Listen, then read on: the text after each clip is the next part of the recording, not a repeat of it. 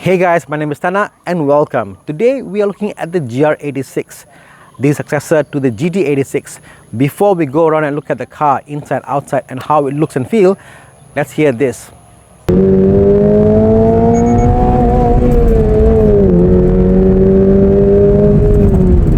Yes folks, the car is fantastic, but as all true guys, we love how a car looks, and let's look at how this car looks. You know what? The one thing I do love about the GT86 and the GR86 is the form factor. Porsche got it wrong in the 911. They made things bigger and bigger and bigger, and even Porsche came out and said, look here, we made a mistake.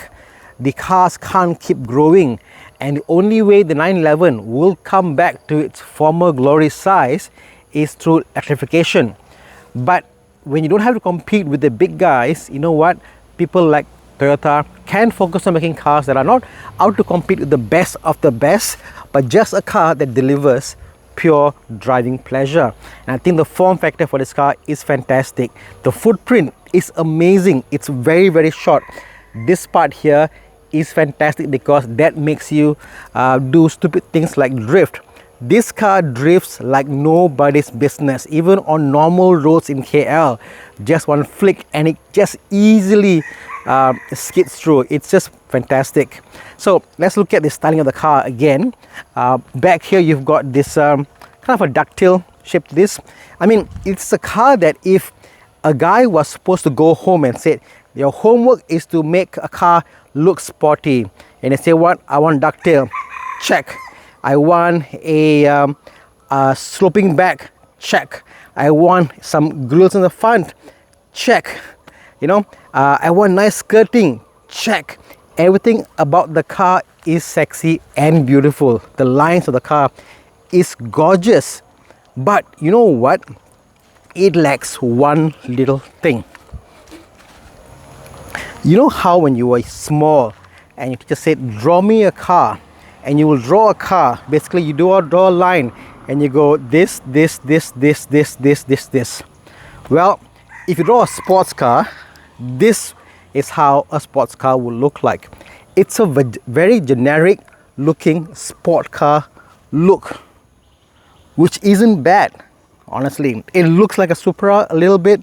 It looks like a bit like a Cayman in essence. It looks like all the sports cars were put together and it gave you this very generic sports car look. In that sense, I feel the GT86 is a much better looking car, in my own opinion, just because it was unique. The lights, the way it flared out, the hunch in the back, everything about the car was a bit more unique.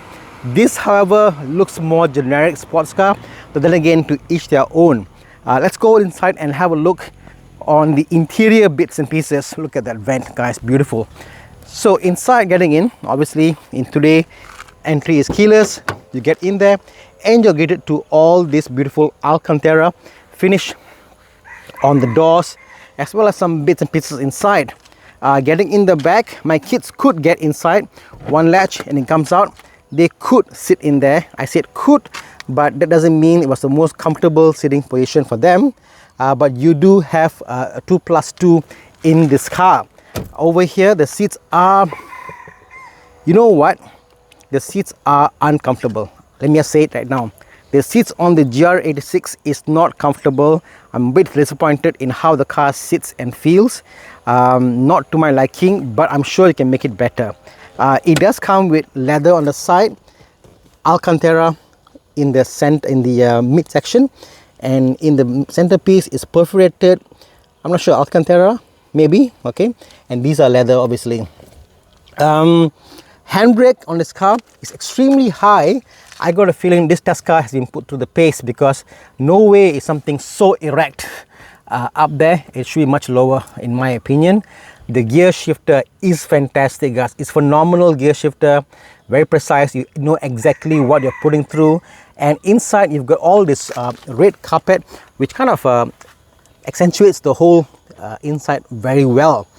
Let's go inside and see what else we have. Oh, we got the steering itself is nice and small. I believe it's a very small steering. And what's funny about this car is because it's a small steering, short wheelbase, and obviously being drift car spec, it twitches very easily. Small flick of the car and the car does want to drift at all speeds. Let me show you the interior a bit on things I love and dislike about the interior space. Okay, we're inside now. This is the cabin. Let me just show you how to start it. Obviously it's a manual, as you can see there, manual. To start, don't press the brake, you press the clutch. This is the footrest there. You press the clutch in, then you can start. You can see that it says, once again, let me just show you there. Okay, I'm going to show you now. If I press the clutch, see over here, it says depress brake and clutch to start ignition. So yeah, exactly. So I assume they're asking to press both, but clutch and start, the car will start right up. Okay, let me just say no for a while. Okay, the center, let's start with the center over here. These three knobs there. Going to so many cars, I find this is an utter waste, because maybe comparing to Audi, because Audi makes good knobs on their TT. The TT knob is basically, it's dual function. You can turn around and press or press here. This is a single function knob. It's just to turn around. This whole piece there is just to set the temperature and to display the temperature over here. So I find this a waste of real estate, but you know what, it is what it is. So again, this does the temperature setting for your driver's side. This is the temperature setting for the passenger side. This is for velocity of air velocity. Okay, this is to sync both left and right, max aircon, circulation. Yeah, I'm surprised that this has its own button instead of being linked up here. I'm a fan of things that are very much clean and simple. This mode, I don't know what mode is that is.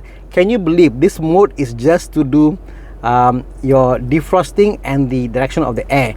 You got big arrow, you got big arrow here, you got big arrow, small arrow, and you got big arrow. Yeah, anyway, interesting. Okay, you got your defroster there and demister.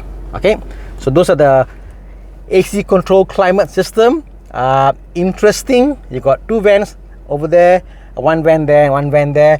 Overall, it's a very cheap, I must say cheap, guys. Honestly, I feel the GR86 had better interior build finish, but it is what it is. But they do give you Alcantara though, so that's something. Maybe it's lightweight, I'm not sure. Just saying it as it is. Now this screen over here is quite interesting. It's controlled by these buttons over here. Let me just walk you around and show you some of the stuff I do love about the stuff here. Okay, so let me just zoom in for you. Okay, it's got this G-force counter, which I thought was quite cool. And then if you scroll down, it has this one. If I rev the car now, it tells you where you are. So you might think this, wow, this is live data, man, coming through. Well, all this does is it gives you a rev counter and it gives you a fixed torque and power curve, and it just overlays on top of that. Nothing else. You got a stopwatch, lap timer, and obviously the G counter you saw earlier. So 1, 2, 3 and 4 stuff over here.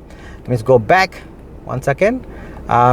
Okay, you've got this, which is your temperature and your voltmeter. Now what's interesting about this car is you've got your engine oil temperature there and you've got your coolant temperature there. I was driving this car hard. I mean, I pushed it, guys, and I could not get the coolant temperature to go above the center mark. You know, the car's cooling is fantastic. It's just a car meant to be raped and it'll be totally fine. Sorry for the word there. Average fuel consumption. Apparently the fuel on this car is not as good as the GR86 according to owners, but who knows, you know. Let's go in there. So that's 1, 2, 3 menu there. Okay, let's go to the next one. So this is for audio. Who cares? This is for blind spot monitoring. So yes, this car has got blind spot monitoring, which is over there, which is that thing, that small thing there. Very, very effective. I mean, I must say, visibility on this car is fantastic because the mirror, side mirror, is very big. The looking behind also is pretty adequate, and with the blind spot monitoring system, I think it's pretty good. Let's get back in there. SRH, I'm not sure what that is. SRH, I need to Google up, but I'm not really sure. Warning control, so it does have warning in terms of your ref. It tells you when you need to ref limit match, sorry, when for you to change your gear, sorry, yeah. So ref indicator, and it tells you what RPM do you want to set to give you an alert to change your ref. If you can see there, the ref counter is pretty much amber is 7,000 RPM, but you could push it up to 7,005 thereabout to be fully maxed out, or you could go to a 6,500 to be more conservative. So again, that's that. Let's just go back, and is that it? I think that's about it. 1 second, back. Yeah, and no messages. This is for any warning messages. That's pretty much what is there in the car in terms of your cluster and stuff. You got your source, which is for audio, a gymnastics medal, okay, and phone, okay, and obviously volume up and all that stuff. Whatever, who cares? Simple buttons over here to unlock the car, whatever, you know. That's about it. It's a very basic car. Interior wise, again, very basic, just black, not even velvet. It's just like a cardboard piece over there. Over here you've got your mirrors. Yeah, it's a very basic looking car. Buttons also nothing great about it, because you know what, the beauty of the car is not about that. It's about how you feel when you drive it, and that's where I want to get to in terms of how this car fares with the early cars.